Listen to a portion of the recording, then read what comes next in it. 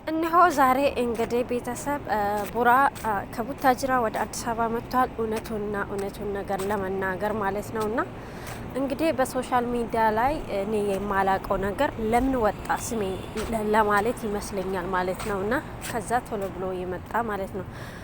ሲጀመር ሀይሚና ቡራ ማለት ነው ጠላት አላቸው። ብዙ ጠላት ነው ያላቸው እነዚህ ልጆች ማለት ነውና ጠላት አላቸው ስላቸው በሶሻል ሚዲያ ላይ በኤኒቲንግ ሁሉም ነገር መስራት የማይቻል ነገር የለም አሁኑ ላይ ማለት ነው።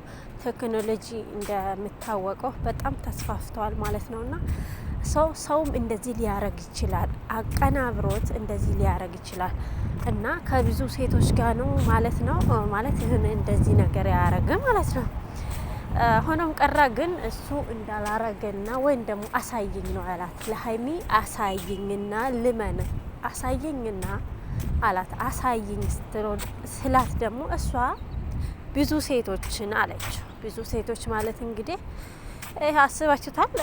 እኔ እንጃ ምን እንደምላችሁ ራሱ አላቅምና በእርግጥ እኔ አልፈርድም በሀይሚ ማለት ነው። አልፈርድም በሀይሚ እውነቴን ነው የምላችሁ።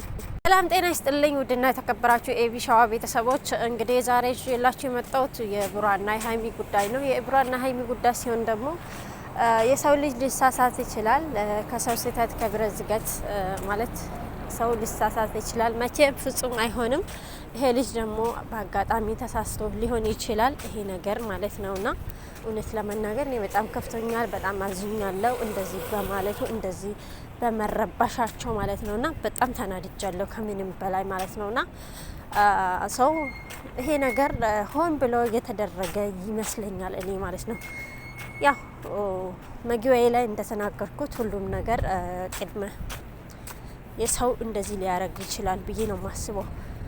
ኤኒዌይስ አይዞሽ ሀይሚዬ ያጋጥማል። አንቺ ደግሞ የኔ ቆንጆ የኔ ቦቁቅላ ቡራን ብትሆን ማለት ነውና ተረጋጉና ነገሮችን በተረጋጋ መንፈስ አውሩና ፊቱ እላለሁ።